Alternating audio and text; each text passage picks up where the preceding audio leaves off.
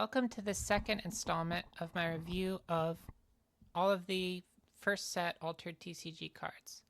This will be the spells and permanents from the Bravos faction, with the previous video having already been the characters. The first card we have here is Keylon Cylinder. It gives a boost to something on two-thirds of your turns, roughly. It's a little different from that, but that's a good approximation of what it's doing. Since you can select a turn when you're already doing well to be one of those turns that you don't get a counter, you can get a counter almost every turn, which means that for 1 mana, you're providing 1/1/1 of stats every turn except the first turn when you're first getting this out.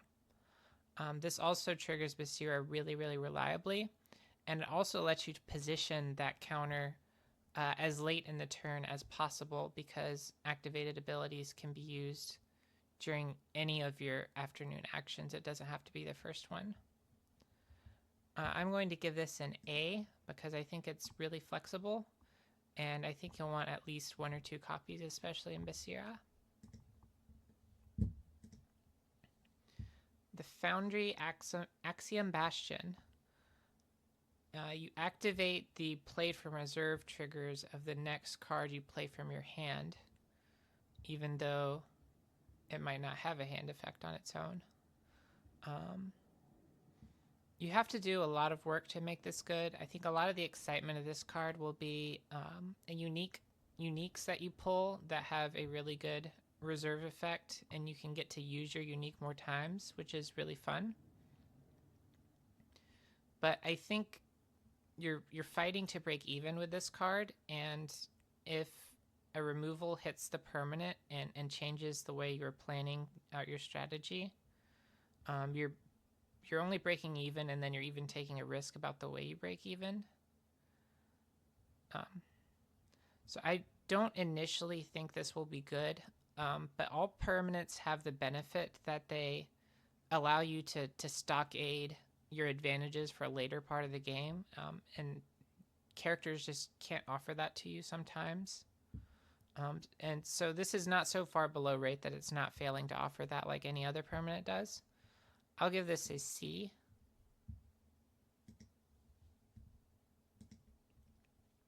Helping Hand. Target character gains 1 boost and loses fleeting.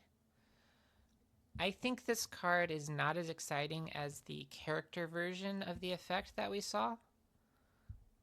That had a 4/2/2 body for 3.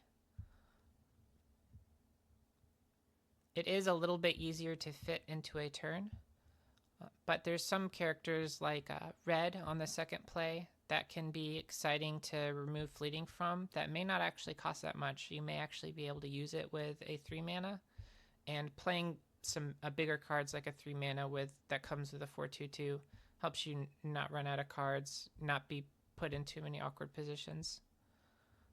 I think this will be a little on the weak side, so I'm going to give this a C. To some extent, I think you might play neither of those effects.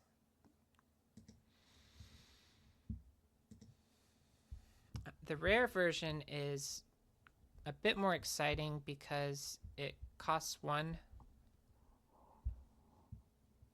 Oh, well, it's not that much more exciting, I guess, because it has fleeting, so you don't get to pay 1 twice. I was excited about that.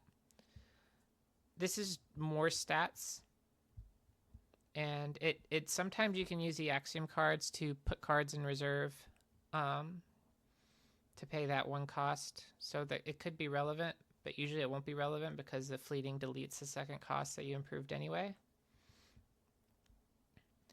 I think this is actually a D. It's even more of a problem because something people like to point out is that it's very important to play your rares. A rare that has a situational upside that you don't always get to use has to do more work to be good, because a rare that you can just always play on turn 4 or just always play on turn 5 is more consistently paying you back for that rare point you spent during deck building. So Helping Hand is the kind of card I want to play at common. When I play the character version, I also would rather play it at common. That way you're not mana zoning your rares because the situational effect isn't good and missing out on the boost when you could have spent your rare point on something that is 1/1/1 stronger all the time. Remove the D from the screen. Physical training. This is one of the most interesting rare versus common shifts in the first set, because you draw a card and pay 1 more mana for that version.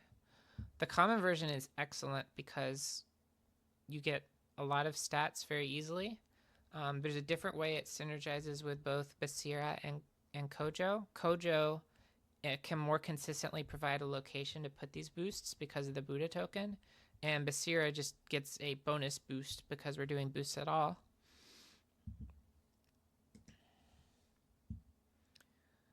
I would give the common physical training an A and the rare physical training a B. I think I would rather try to play Shenlong or try to play Kappa, or maybe even one of the 4 costs that was less exciting than Kappa, to approximate the effect of drawing a card, just so that I can not spend a rare point and get to spend only 2. But it's a really excellent effect to have in your deck anyway. If you do pick the rare version, you probably know that you're comfortable paying 3, and you're probably bouncing it back with Seasoned, and it's probably going to be a very impactful effect. It's played very well in early practice. This is mana channeling. Put the top card of your deck into your mana zone as an exhausted mana orb, and the rare version costs 3 more to double the effect. I would rather play a permanent than this most of the time, but you can't lose this like a permanent, which is worth mentioning.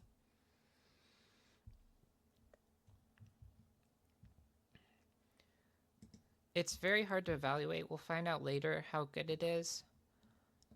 But my inclination is that I would rather use the flexibility of late game, when you sometimes get to decline to mana zone a card or push forward on it. That already lets you do some of the things that mana channeling would let you do as part of your overall game plan, unless you're really focused on big characters, which is a very interesting strategy with a lot of potential, but not one that has been proven out to me really well. So I'm going to give this a C, and I'll give the rare version a D because it's even more all in on the very big cards. But this is very hard to call in advance. Intimidation. Return something that costs 4 less to hand, or 5. I think you can get away with the common version. It's very real that you could not be able to hit something that you want to hit, but there's ways to use character cards to get the effect of an intimidation if you can find the right characters that are challenging the right biome stats. I think intimidation is an A. I'm not sure you play 3, but the first 1 or 2 can do a lot of dynamic things that you can't do otherwise. And I will give the common a B. The common is going to see use if there's very specific 5s you're afraid of, or the rare. The rare is going to see use if there's very specific 5s you're afraid of.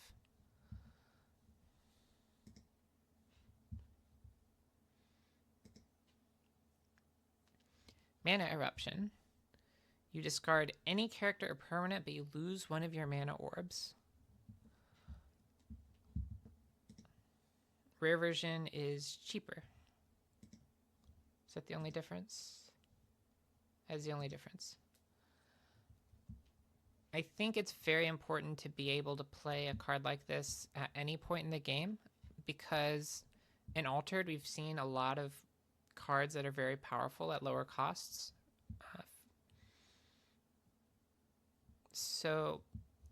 And some of those are uniques, but it doesn't even have to be a unique. It can just be a card that has like a strong synergy effect, like if your opponent is also playing Basira and they're putting their Basira trigger onto the same thing that they physical trained. That could happen pretty early in the game. So I would be wanting to play cards like Intimidation instead that can be played at any point during the game. The later you play this, the less mana you're paying from the discard one of your mana orbs effect. I'm going to give this a D, and that's for both versions. The cost doesn't make a big difference.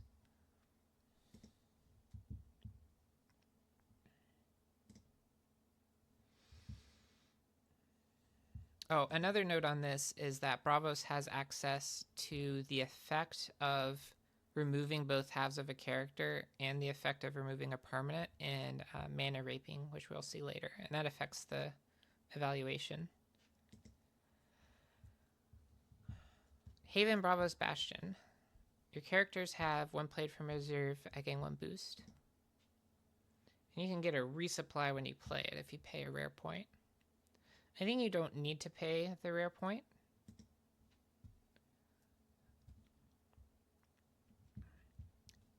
And I want to give this like a B at the base level. It's not as good as Keylon Cylinder. It feels a bit less flexible.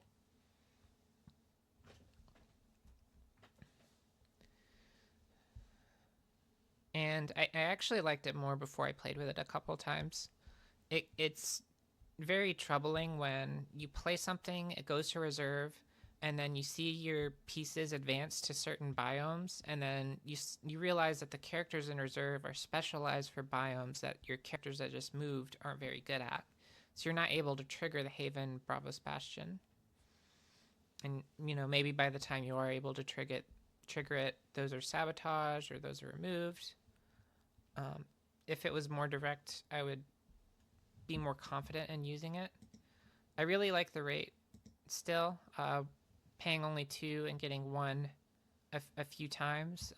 You get to bank your value similar to the Keylon Cylinder, but unlike the Axiom Bastion we saw, it doesn't cost a rare point, and unlike the Axiom Bastion we saw, we're not changing our deck as much to use this. A lot of the Bravos cards just incidentally have this. Well, they don't even have to have a from reserve trigger of their own to trigger this. They just have to be decent to play a second time.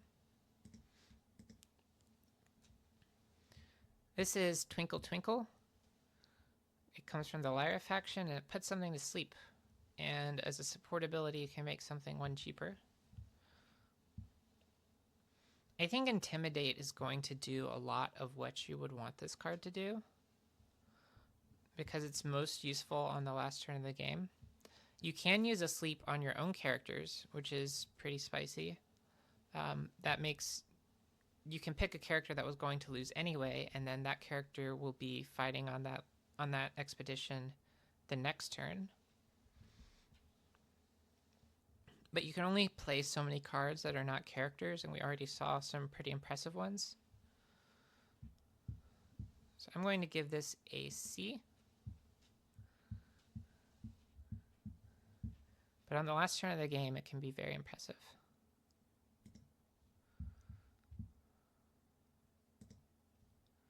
All in. Roll a die. Target character gains X boosts, where X is the result.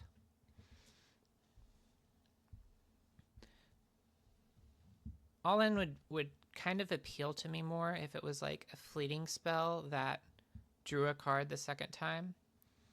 But as a spell that you expect to play twice, you're replacing some other card you can play twice to put it in, so maybe you would like to play it twice to feel like it was similar to a 3-mana 3/3/3. It's a lot of disorder. I do think that random effects can be really powerful in games when they give you the choice of whether to increase the randomization of the game.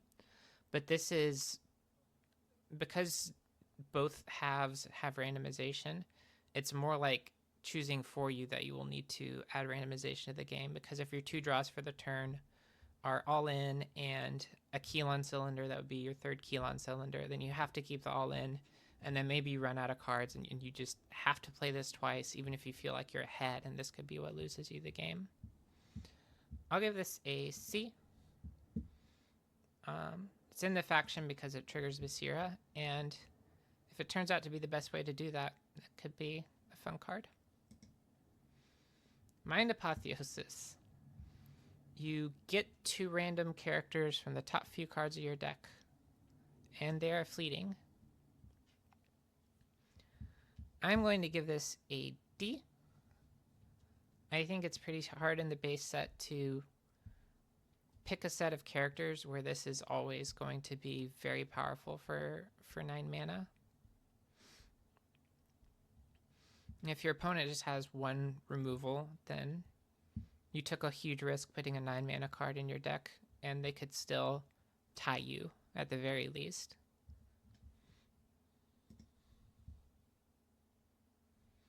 And that is all the cards. Right arrow is disabled. Thank you for joining me for this one. The spells and permanents are always going to be shorter. I tried to go a little slower, but I've already set the pace from the much more intense character videos. So next we will do, I'm not sure what faction we'll do next, but we'll do the characters from another faction soon. Thank you for joining me. Whoops, I missed exactly 2 cards because they were on another page, and there's just barely enough cards for a second page. Here we have Mana Reaping. This is in some ways my favorite removal that Bravos has, because it completely eliminates a problem, and it is reasonable to play this as early as maybe the 2nd turn. The 3rd turn you might feel better about how few times your opponent gets to use the mana. But you can start using this significantly earlier than you can use Mana Eruption. Although a really, really late Mana Eruption would be less damaging than a late Mana Reaping. I'm going to give this an A. It's a really strong answer to a problem that you might not be able to deal with in any other way.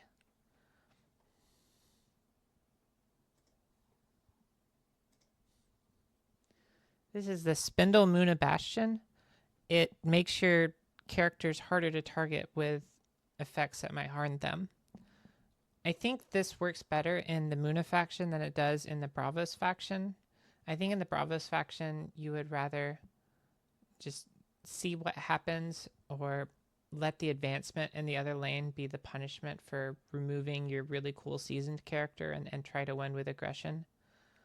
The Muna is more designed to take a stronger advantage of this.